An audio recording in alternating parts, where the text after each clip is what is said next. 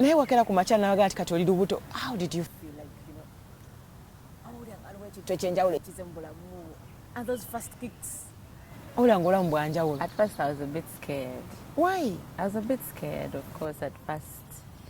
God, you know, it feels, you know how it is for you to decide that ngenda kuzala at the peak, at the peak of your career. Yes. No gamba, naye, it has come, but let me do it. But look at you, what's the order?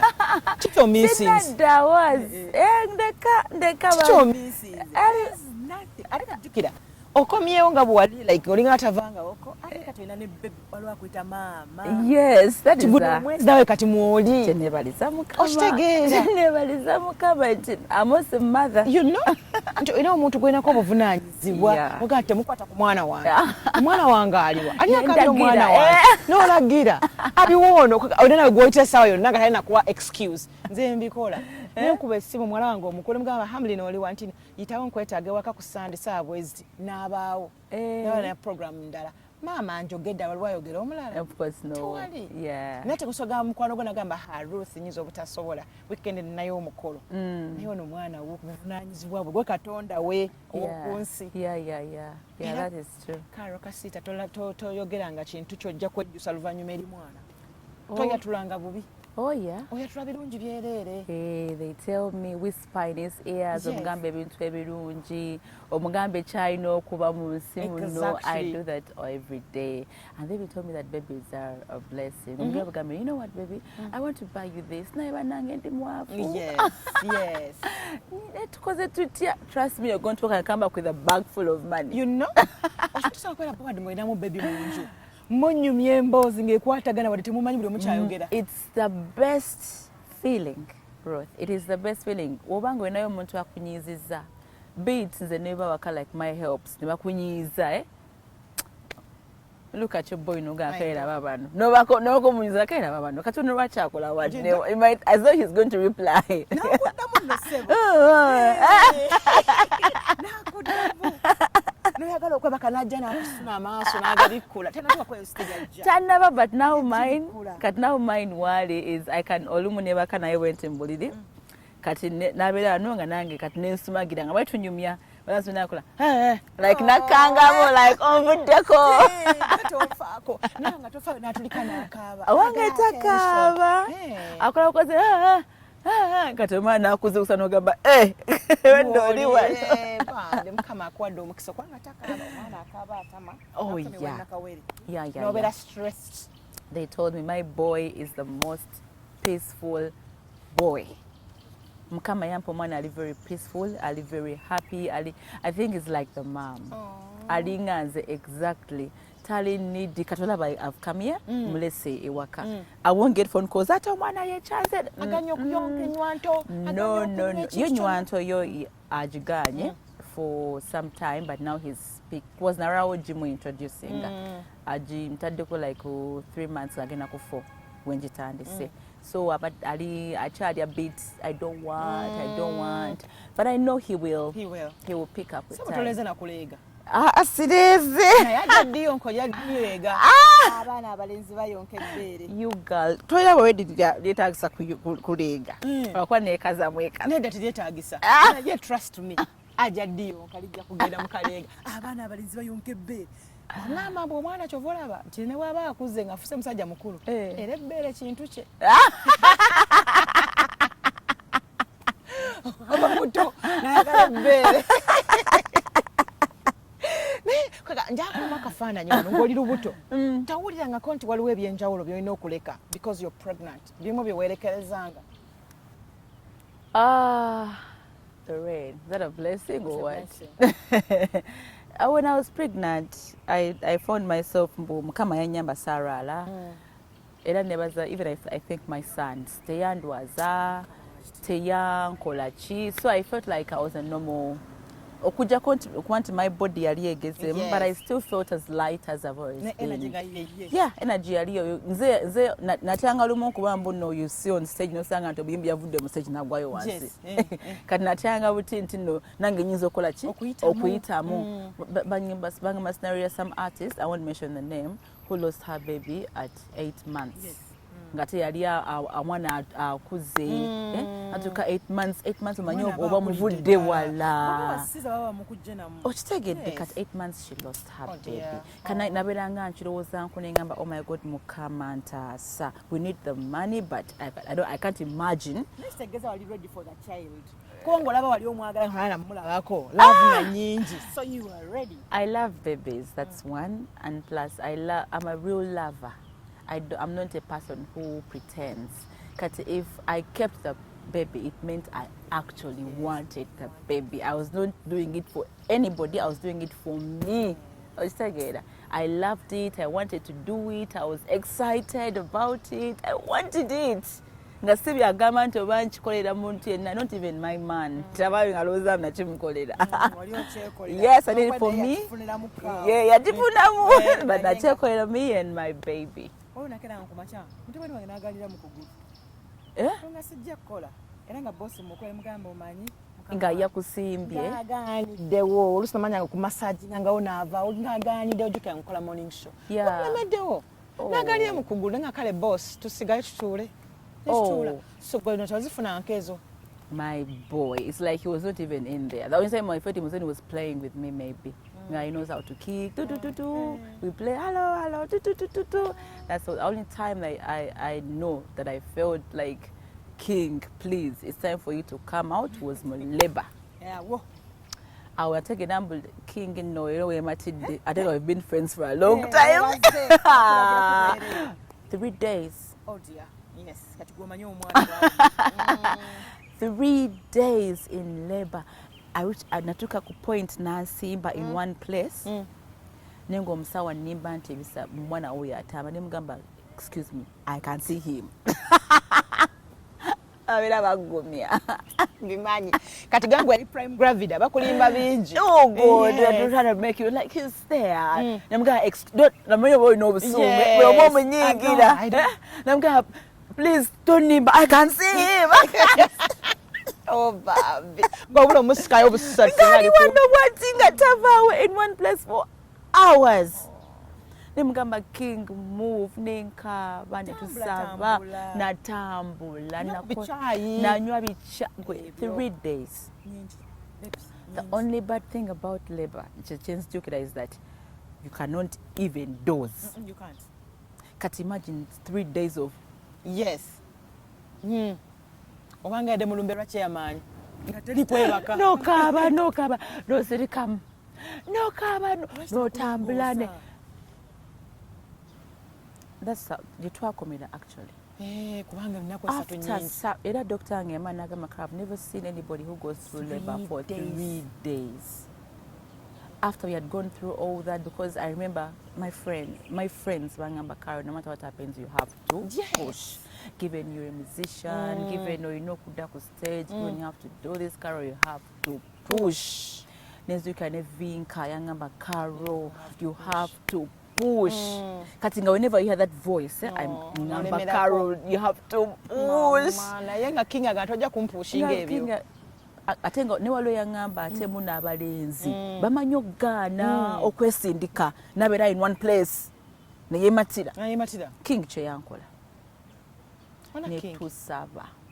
ne tusaba nengamba King come out malaga asirero nenkaba King come out asirero mami sorry not today please be good to mommy please even almost uzikule sale yo after everything had gone through nga no mwana mazok like natuke saa nempoka nanyolwa abasawo ne bajja ngondoka with everything amanye sawa zezo ne bayita the surgical things magamba nakuba omukono wata manzo sagala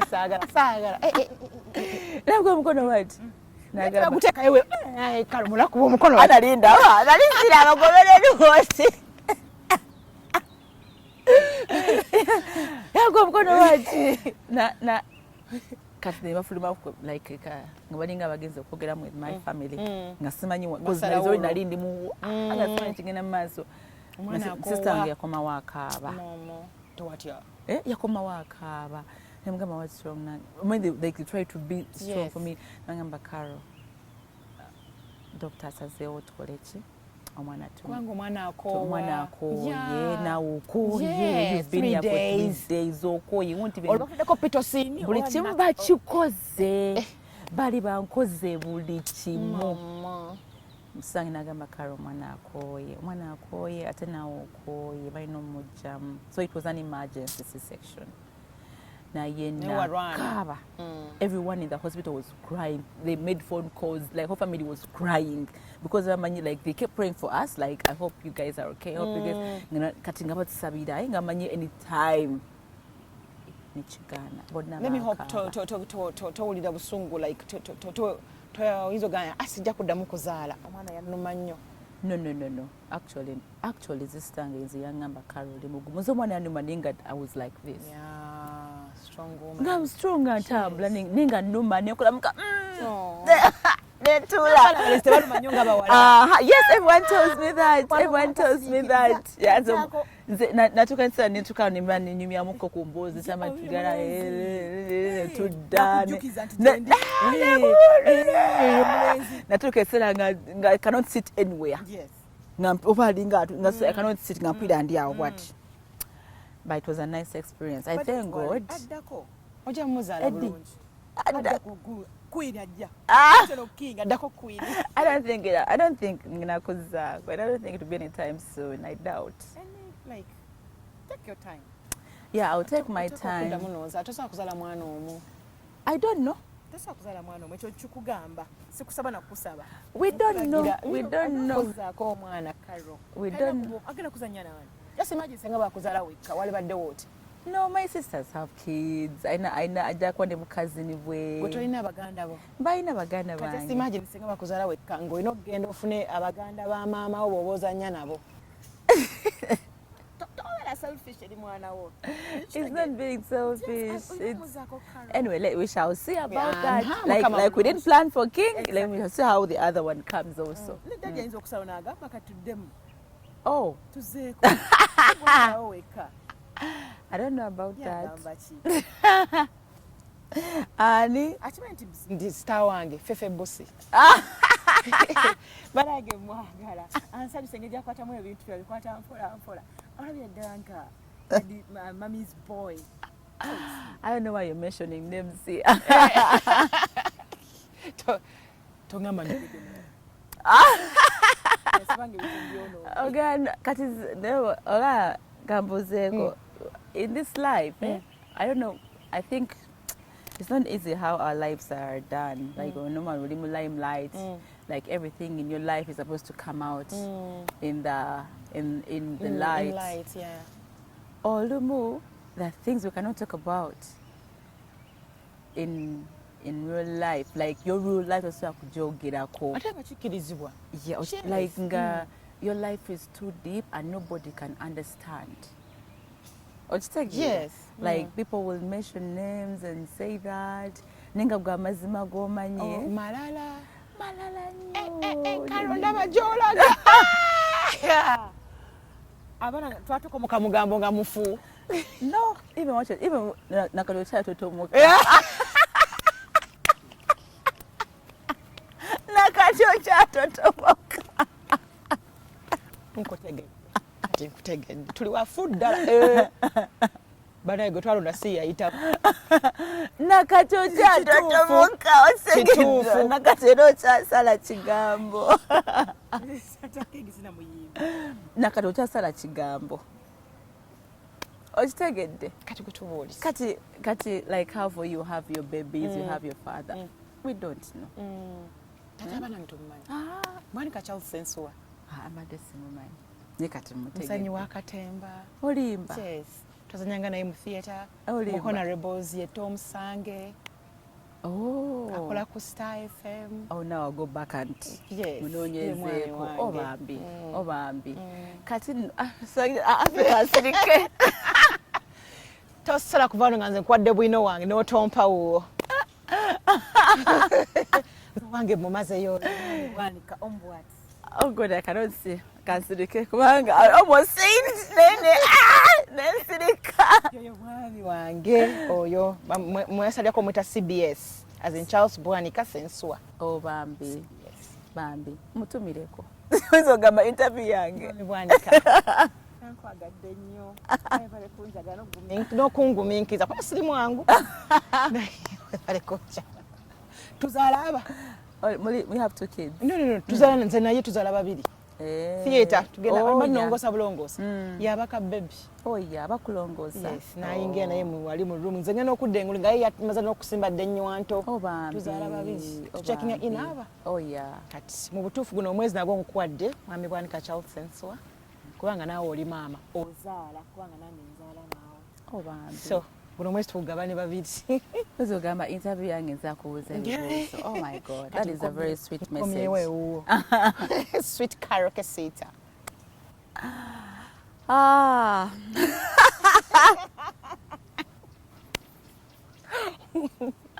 Wanji baby there is too many truths in this life naye ate olumu amazima agamu gaba gahatinga people that are around you so it's always good for you not to just to hurt people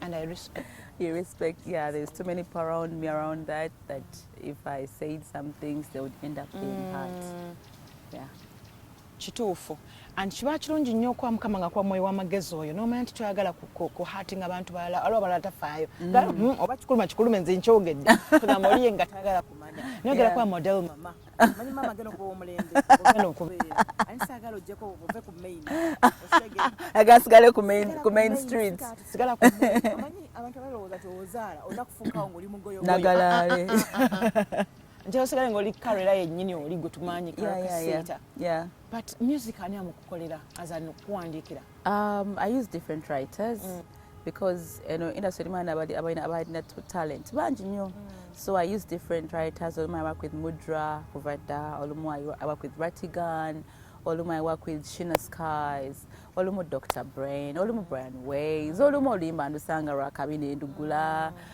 but I work with different writers different artists in the industry abakabi.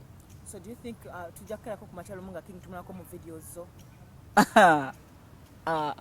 ogenda mutukumire wabbali kyenkwagadeko ekintu biri nyewe olaba olumu you love somebody too much that you want to show the whole world how much you love them but then this world is so cruel. I know this world is so cruel. They'll get your baby baloka muzolonge we bati ata obambi bonkuta waluma yes in this world abantu babi nnyo tebalina mwoyo omuzadde abamu abanga atalina mwana olumu ng'ayogera n'abanogamba naye omuntu ayogera alina omwana naye ng'osanga naye alina omwana we naye nga they forget and then they come and just start saying whatever they want to say on media because they can. So I cannot put my kid through. Zero omuntu omu yaŋŋamba nti abantu abamu balina ennaku nnyingi ng'abeera ennaku eyo ng'awulira bubi okulaba oli ng'asanyuse nayagala waakiri agikwata agimumettemetteko waakiri naye awulire kiri kyawulira. I don't know if it's that it's just Ugandans tuli bantu balungi I think. Ana si feffeka ne mawanga amalawulira nga n'abalala balabaka bakyekimu nga bavuma abantu I saw they dragged Rihanna's kid out of bamudrugise bamuvuma. Yeah, that's true. Bakimukola ekifaananyi kyasooka wakiraba I saw. So tekiri wano wokka kiri mu bantu mu muntu ye ng'alina ekyo kyagala okufulumya awulire essanyu ng'omuntu omulala amutadde wansi. People expect us to be perfect. Akyawulisa nga bakazi. People expect us to be perfect. That's the only problem. We're all humans. They want us to be those perfect, like mata, right? Mata. Gotolina sobi. Go mwana omulungi alinga malaika. Nikajuka sigwotonda. Nawe mukama akuwa wuwe. Kana uwulira kikisingiza omuntu omulala zaawulira. Yeah, of course. Nga tumena kyofulumiza. Yeah, that's very true. Naye that's how kitegera mbu naawe olinga bo. Bagala gobere ng'oli very extraordinary. But it's okay. Biki ebikujjako? Nze. Right now simanyi kinzijjako. Neze kuva dda sirina benzijjako. King yakiggala. Ne kuva dda nze sirina benzijjako. Wange sooka onnyumize. Naye obeera olubuto. Waliwo ebintu by'onyiigira. Nze waliwo olubuto olumu olwankyayisa omwami. Banaye nga ne bwampulira eŋŋombe. Angamba akimye eki. Akomedde. Naye ate nguba oyagala akomewo. Naye ngugamba akomyewo kisenga ayitawo buyisi n'agenda bugezi nga tambuzizako. Ofunayoko eyo moment ng'oli lubuto nga waliwo abantu abamu b'otoyagala, ebintu by'otoyagala. I just didn't want the media because the media had to have very many questions to pose. Yeah, I think I'm thinking I'm not doing this for you. I'm not like mu public intambula muchikolera mwenti mufune amawulire out of my baby, who is even a baby still inside. I cannot start making my baby your news. Nonyiga.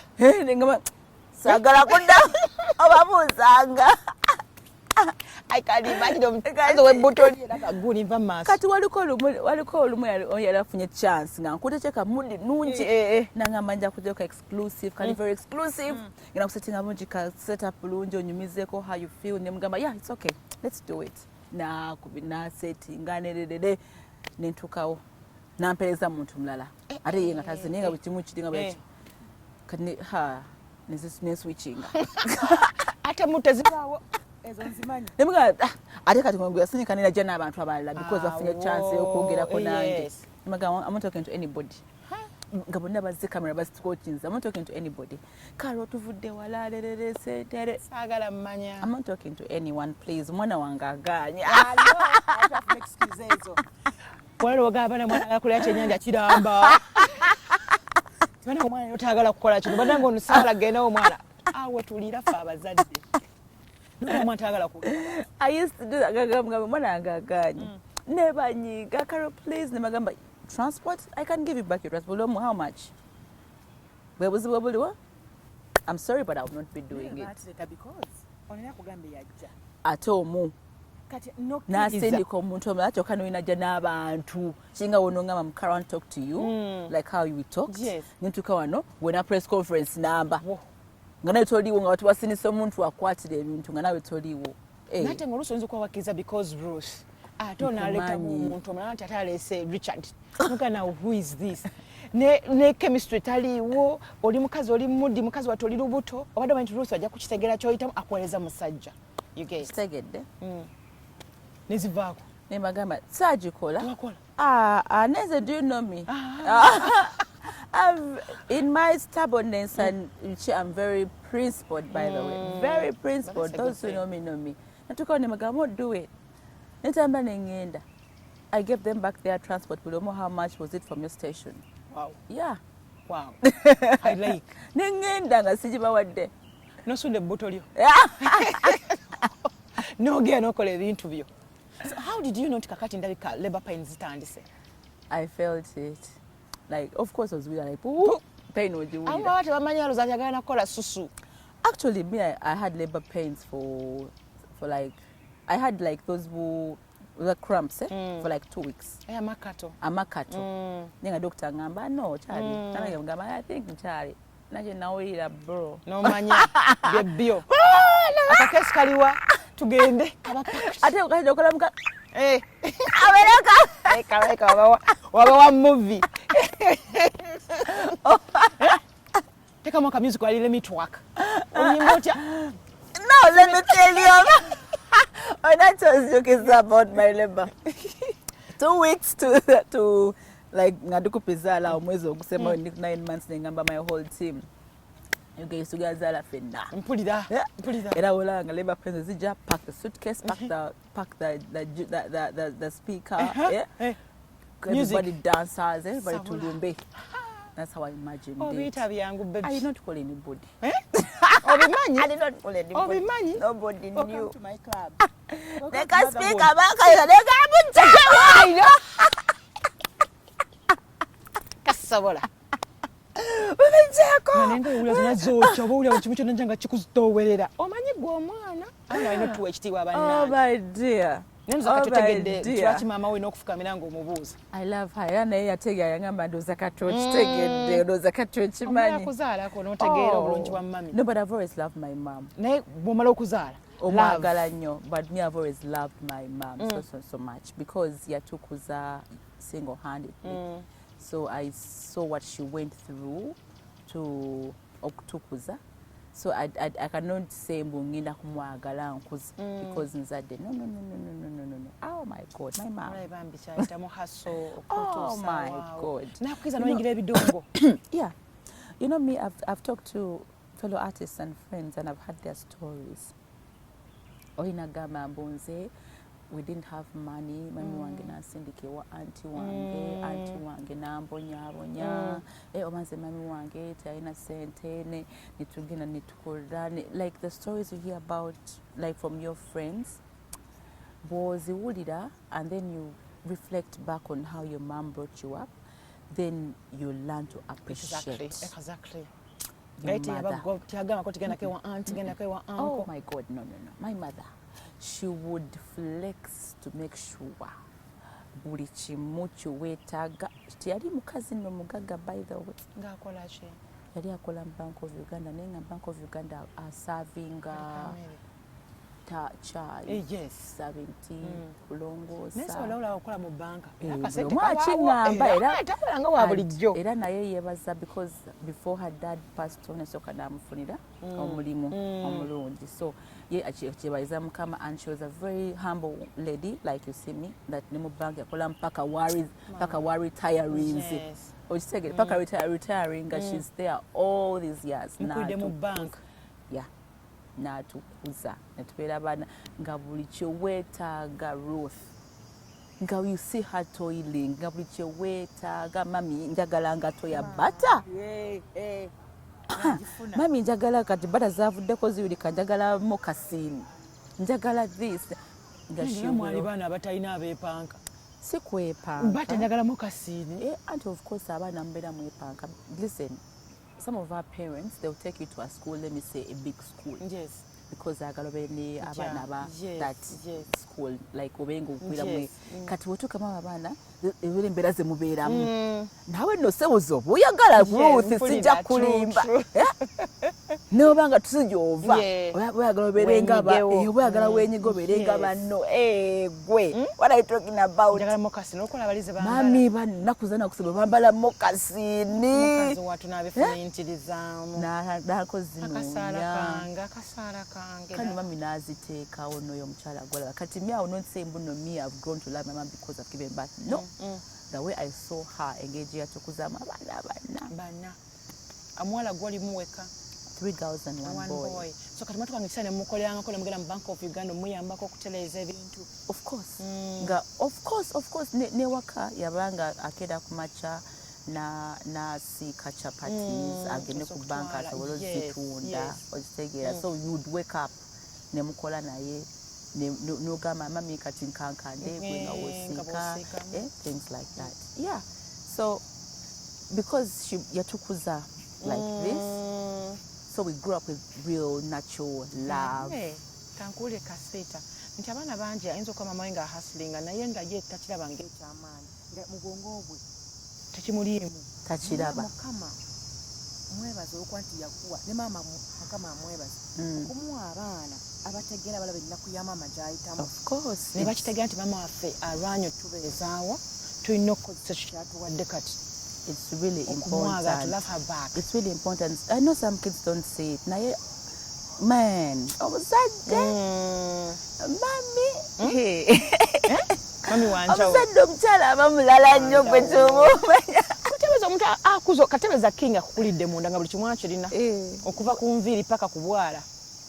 N'omufulumya nga mulamba omuntu oyo omutye. Okitegedde. Muntu n'atambula n'omuntu oyo emyezi 9 nga tamumuzaako okutamukosi emirembe gikugwako. Okutegedde naye omwana nga ali omu bw'asamba muko bw'azannya bwakusimba akakokola. Bw'akolaga nti enjala weereza ebintu byonna bwebityo. Okitegedde. Mu lubuto munda so mama wanjawulo. My mothers are different. Bannange we should learn to love our mothers. So yakusomesa paka class ki? Paka university. Wow. All of us meanwhile. Wasoma music? That's my entrepreneurship. No jisula wahani. I'm an entrepreneur. For real? Yes. Even music is a career. Music is a business. True. I invested in music, and that is my business. Because entrepreneurship is about investing in a business. Oh yes. Oh, it's about. Hey, category investor. It's an investor. It's my company. It's my company. It's my business. I invested in that. How much are we getting? In my music career, I have a financial manager, I have a manager, I have which much business structures. Yes, I have the structures because Nabisoma. Wow. So do you think chikuyambako gwe ngomo omuyimbi okubanga okula oyingiddemu already osomye engeri balwaningamu business so kulwaninga bulungi leboyo? It's very important okuba mbuno nawe business ogitegeera because what okitegeera bagenda kukozesa. You will not understand. Nze kati nemba nyingira investment n'omuntu manya percentage nginamu percentage ki bwemba gye muwa, is he worth it? Is his time or everything worth the investment? Okitegeera ngamba yetaaga 5%. Tobalaba otyo omukwano? Bwentyo bwembala. N'omukwano ogubala? Nedda omukwano togubala n'obufumba otyo tofumba ono bwennyinga. Awo situuka. Ate abaana bawale ennaku zose buli kimu babala kibale. No, awo situuka. Nze ebintu bya love. I love unconditionally. Sabula. Njagala netanti. Nyabula. Naye omwana bwe yakuluba mbulya mu watwakingamu. Nkwama akafanya fujero lyolina Karole Kasita ng'omwana bwe yakusimba watwakingangamu. Honey, I just told you what happened. Mu music wano the music nakasuka nagaba bijeko. Even my friends ababalinga embuno mujja kujja tugende tukuba omuziki nabagamba sagala kulaba muntu wano. Omwana akutuuse. Tunajamne ngo erenzunga nga ninga ngaseze Karole Kasita. I mean ennaku 3 nnyingi sweetheart. Karole Kasita nga bamulese eri bali. Esaweze nga semanyi nazunga bwenti nga tabula bwenti. Bakubuza gwani simanyi. No tuchogera nako. Sagala kutejukira. But it's a good feeling. So abaana abali eyo abalaba bamama babo manyi twajanga edda tutayina nga bana ku ssomero nga mama wajja olwokuba cleaner namwegaana olwokuba ayagala kwera ku stand nga ze zibatwogerako nti olwokuba olimu erestaurant bakutaddemu eddungi oyagala nawe obere ku stand byabo abaana be banyumya mami wange ava abroad daddy wange akola mu kiro bikiri njagala ogereko n'omwana omuwala ali eyo mama we ng'amuswaza. Oh, that is a very sad thing. Nange ndi mama tomanya munange omwana watuukeyo n'obanga omuswaza. Yekweka. Nibanonyo omwana soyo nanga yekwese. Taga obaga nti ye mama we. Nze mami, the thing is what we should do. We go to school to learn. Bw'otuuka mu ssomero ng'olowooza nti maama wo engeri gy'ayambalamu tekusanyusa oba ng'ekuswaza. This is your mother. You have all the right to tell her, Mommy, no manyi, lwaki lwatu ojja ku ssomero toyambala bwoti ne bwoti because your mother is your friend. Okitegeera? Mami yambala kale singa oyambala bwoti ne bwoti nga bali bwe bambala. Ena sente Karole Kasita. Nedda era trust me ate ajja emirundi emeka ku ssomero. Ajja emirundi emeka. Omugamba mwoba ojja ku ssomero oyambala bwoti ne bwoti. Obere bwoti ne bwoti tulage picture bweti ne bweti kubanga nawe kiwasalawo okukola ki okunteekamu. Okitegeera obanga wasalawo nti mbere bweti ne bweti mbadde nkusane obojja bayambala ku bwoti ne bwoti kasa it's once.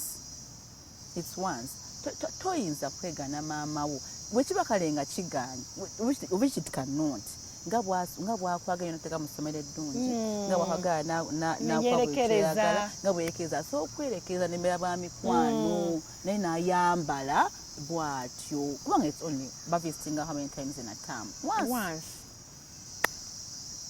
Sebungi kadress kakalungi n'obugattuba obulungi ate alaba omwana wo omulungi gwe yateeka mu ssomero eddungi so sikuteeka mutambala ku mutwe kigala naffe abazadde tulina okwechekinga engeri gye tulabikamuko. Yes, very much.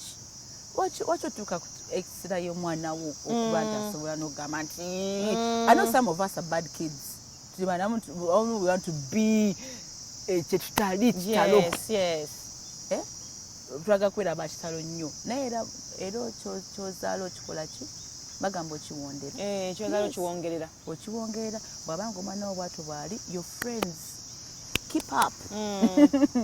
Keep up so that when you keep up you remain friends. Omwana watagenda kumayuukako. So you should like olina okubeera nga omwana tomuli nnyo wala enkuza y'omwana obeere naye nga muli kumu. Nze mami wange yali bw'ati. So are you doing that to the king? To my son, the king is very young. Sinatuuka mubeera we nera nga tuli bwetu.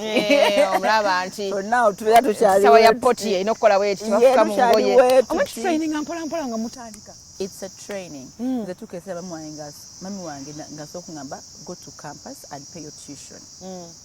And she will not ask me if I pay the tuition or not. She will keep quiet. Then all of a sudden, she'll come and say, give me those slips. Give me those slips and I see. And I'll present them. Because like this. Yes. Era wobo yagala sente njagala yo mutwalo she will say gwachi agukube, so you're not tempted to steal from your tuition. I think it's good for our parents, for us to be so close to our kids. Be so close. What statement here when you me? Eh? Bojogedde Karole Kasita to be close to our kids. Wow. I know. Wow. Oh, it sounds good. It's okay. It's nice for us to be close to our kids. Very close. Nzala omwana wange. Omuleke waka. Nenzirayo. Tayogera.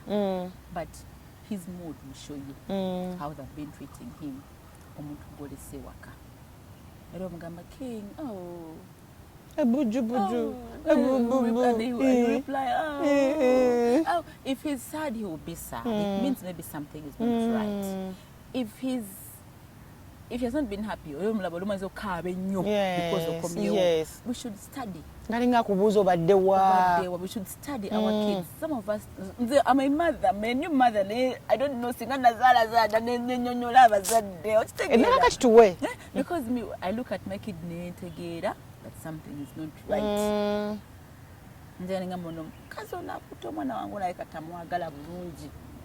Ono mwala alabira manga katamwagala bulungi nokwata kabuto akati ya feed zala kufeedinga tali happy chagomo nange tali happy okitegeera. Me, I do that a lot. I even talk to him tunyumya unintegeera reaction ye engage anziramu ntegeera if he's okay. How big is he?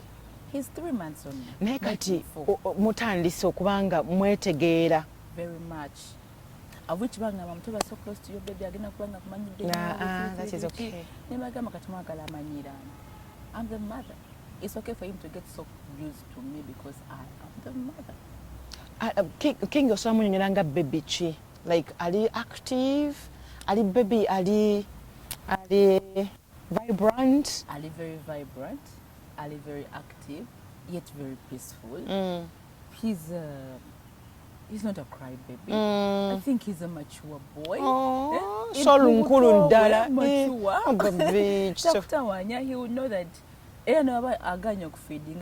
My girls tell me, because he will say, he will refuse. Akuvimbe. Then I'm atamalaji nywe.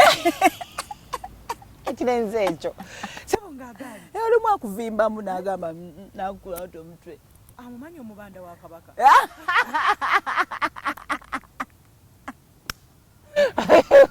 Na vimba mu. Nakola wadi. Ate mwana atekayo na kanywa.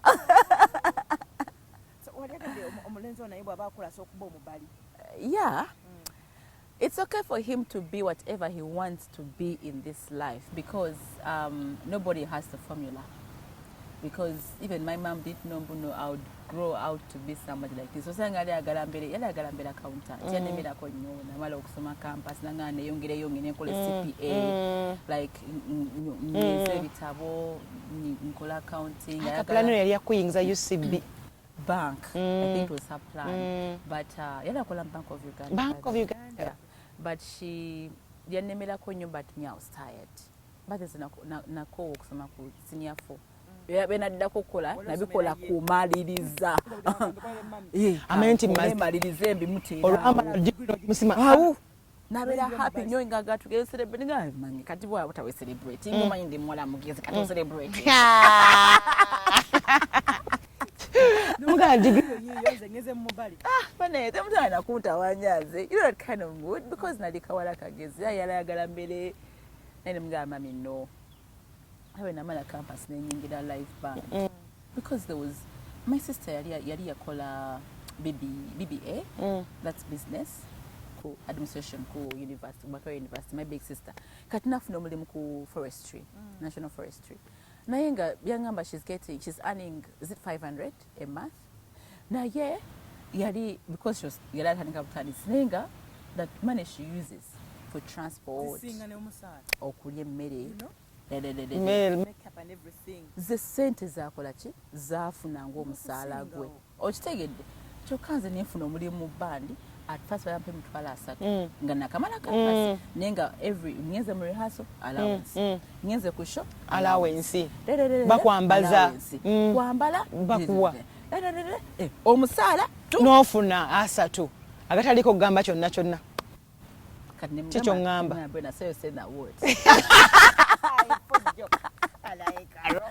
you know, guess what? She quit. Yeah. She quit. Nakola business ye.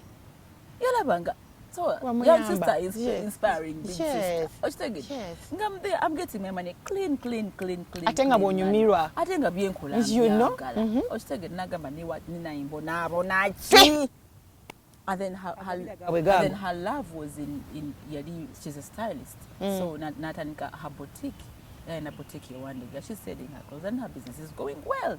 I know kubanga zafuna. These things they are nifuni mu national forest. Yeah. Ochitegedde. Tumba Karo. Omuntu atandika atya okukwana. Olabikanga akawala akaziwe ennyo. Asoka go kiki obadde ogamba utya. Omusajja yakuyimirira atya mu maaso Taata King. Naye kati bakusobola olaba oyogedde ako bakutandika batya kala gwe ate bamanyi sisoboka nze bwe nkulaba tebaana akakamera akajjeeyo omusajja okujja nakuimya maaso naga ati kati Karo kiki naye actually men don't. First of all, I'm not my contact teddy everywhere. It's not very open. You cannot easily get to me.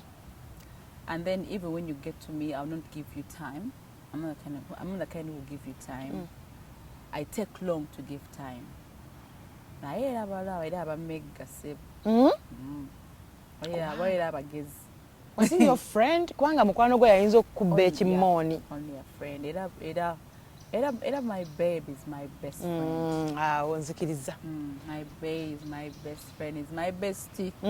He is. Awo malako toyina omumanya. Is my bestie.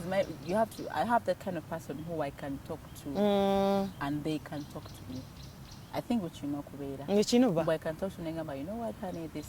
Naku advice here and there. Nagamba tochukula boto chukule kola this, kola boto, tochukula boto. So. Naye nga byajjanga byokwana oba mwekanga weekanzinga kisi zirumye kubanga ebintu ebyo baba mukwano gwo mwekanga weekanzinga muli mu mbeeri eri compromising nga Karole Kasita nga anze banayinza oba olina okunkwana nze budde obukunkuba keesi ebyokungwira kale ogenda kubisanga yo ogenda kunsanga ebyokungwira ayinza okukwana naye nga bukadde akwana naye nga tonnamanya nti akwana ye ne yesettinga bulungi nti kamu position eyo yennyini nekulaga nti kakati yenze kati ogenda okwekanga mu butuufu friends kunkwana then we become friends then we become friends then king